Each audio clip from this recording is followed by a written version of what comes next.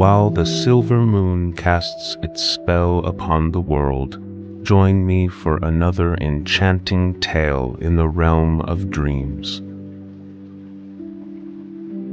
Close your eyes and journey now into the tender and timeless world of the Velveteen Rabbit, where magic unfolds in the most unexpected of places.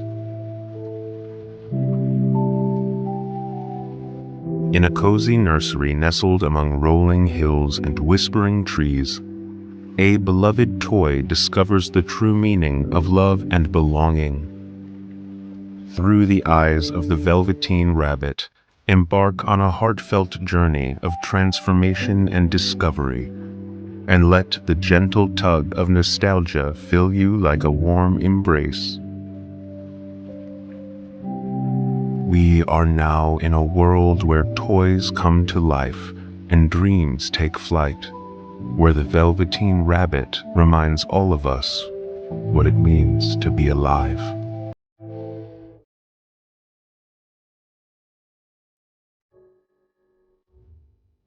In the quiet corners of the child's room, tucked away snugly in a well-worn toy box, there lived a soft and fluffy Velveteen Rabbit.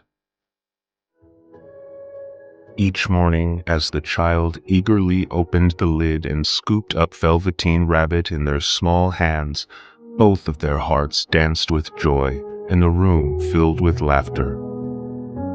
But over time, even though the child and Velveteen Rabbit were so happy, newer, brighter toys came into the toy box.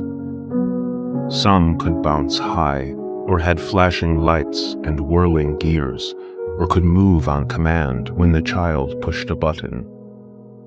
Velveteen Rabbit had no tricks, or buttons, or whirling gears.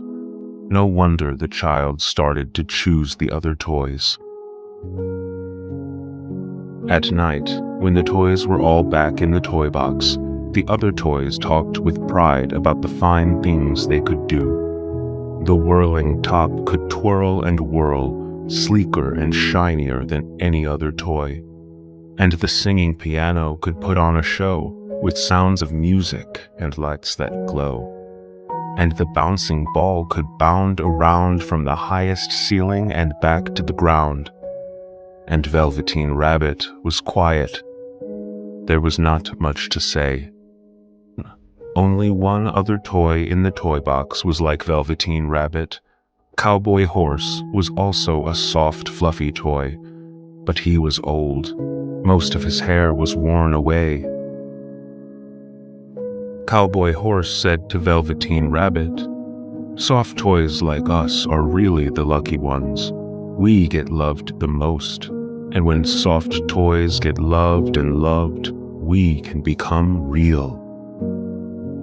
"What is real?" asked Velveteen Rabbit, who had never heard of such a thing. "Being real is the best," said Cowboy Horse. "You can move when you want to move and go where you want to go. When you are real, if you are loved, you can love in return." One morning, the child's caretaker flew open the lid of the toy box. She said in a busy tone, "Oh dear, the walking doggy is missing. I must find something else for the child."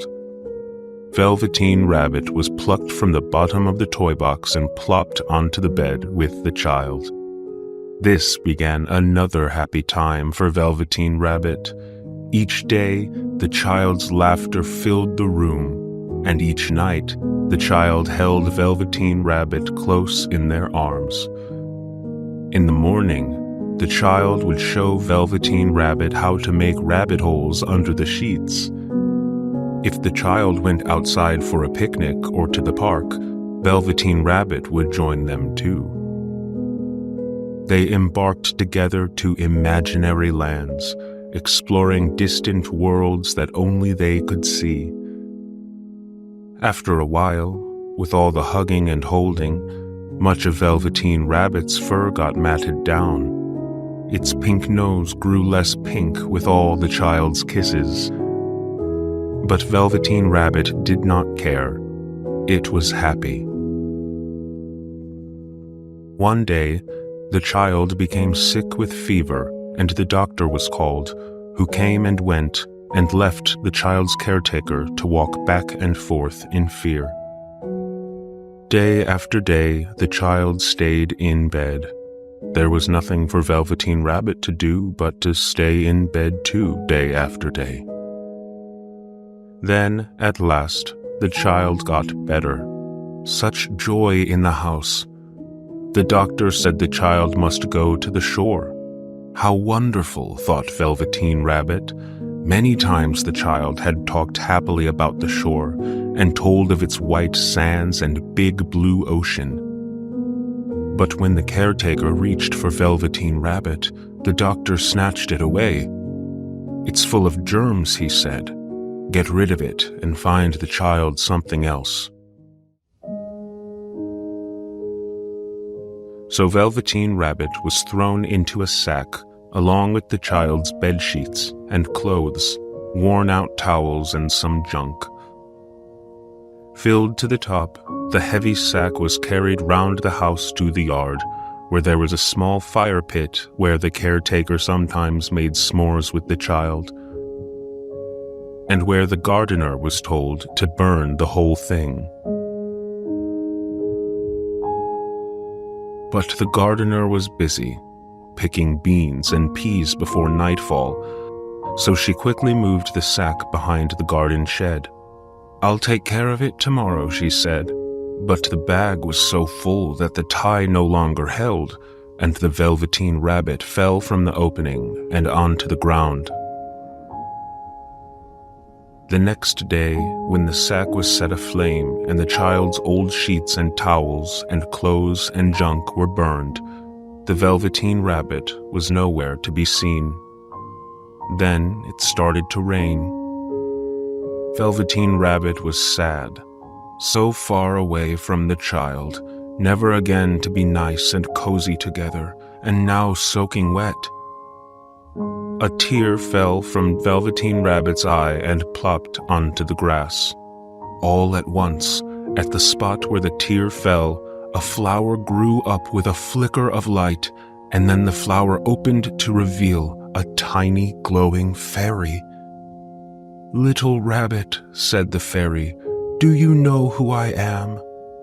"I wish I did," said Velveteen Rabbit.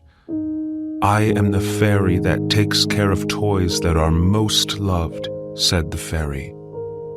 By then, Velveteen Rabbit was shabby and gray. The child had kissed away all of its whiskers and loved off the pink lining in the ears. Its brown spots, once fresh and bright, were now faded and hard to see.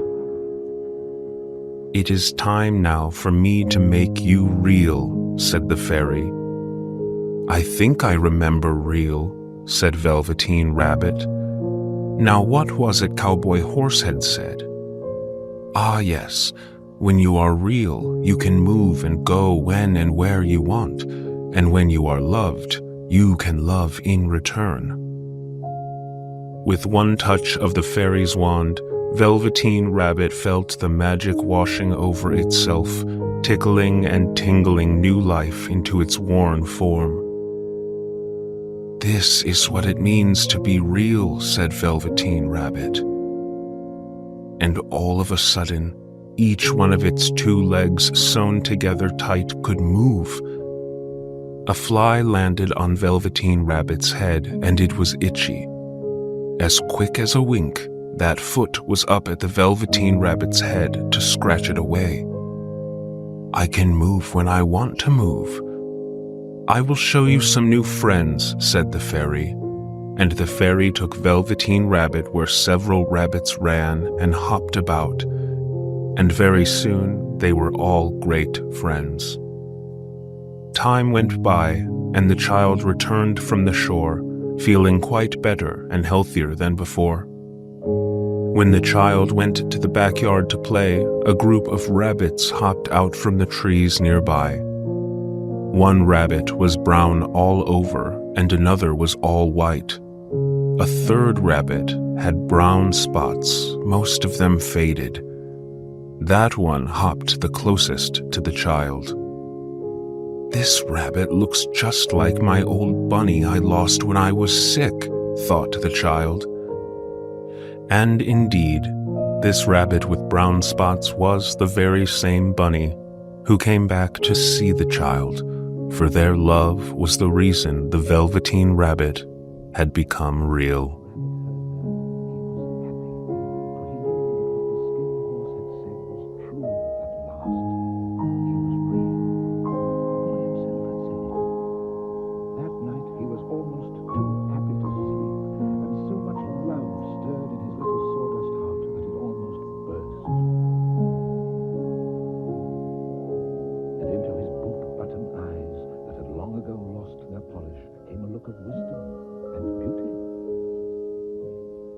So that next morning, even Nana noticed when she picked him up. I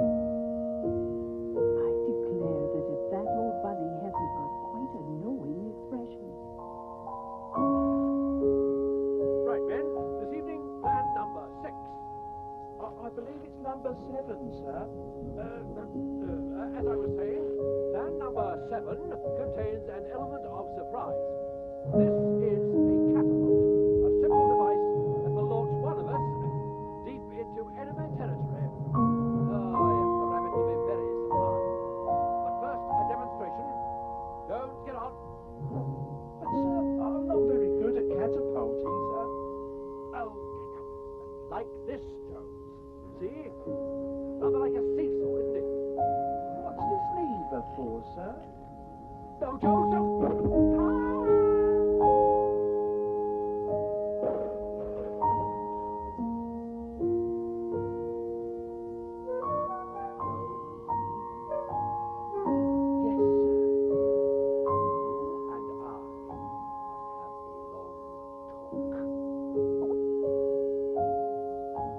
Near the house was the blackberry wood, and in the long evenings the boy liked to go there to play after tea. He always took the Velveteen Rabbit with him. But before he wandered off, he made the rabbit a little nest somewhere among the bracken, where he would be quite cozy.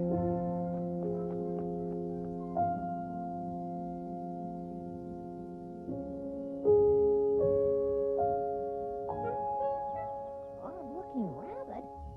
It is a bit. Do you suppose he's asleep? You ever see a rabbit sleep with his eyes open? Well, Beachleaf does. He's a bit weird, though. True. Hey, you want to play? What's wrong with him? Wait a minute. He's not real. Why would anyone want a fake rabbit? I don't know. Someone's coming.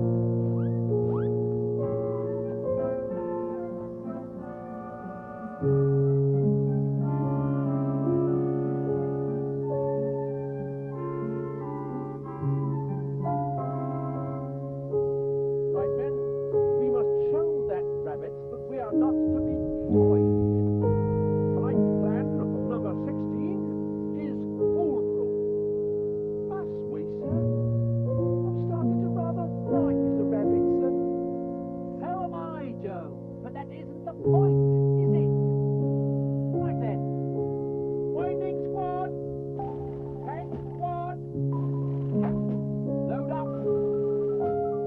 Advance. Advance. Reverse. No, forward again. Forward again. Right, left a bit, Joe. Right, no, not right. Left, Joe. Stop your fall. Now come here. Careful. Right. Pay attention, man. Go back. Don't stop. Yes, sir. Right then. Open the hatch, Jones.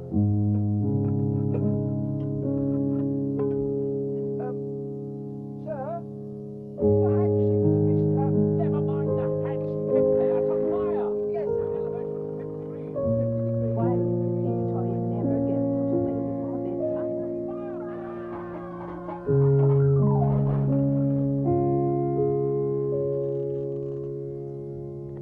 Dash it all. I thought I told you not to leave your toys.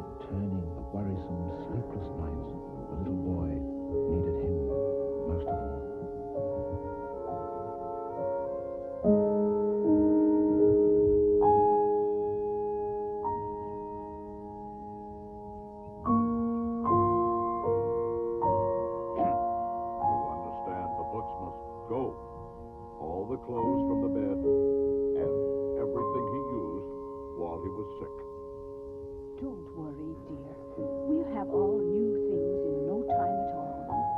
And you'll be going with your parents to the seashore for a holiday tomorrow. Absolutely everything must be burned.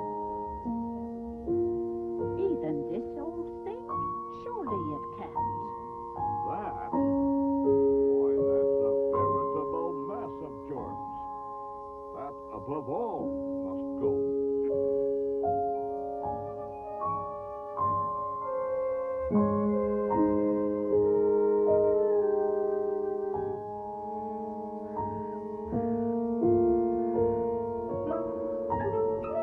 Great Scott! They're going to throw him into the fire! Isn't that what you wanted, sir? What do you take me for, Jones? A barbarian? I'd say it's time for a rescue, eh, Jones?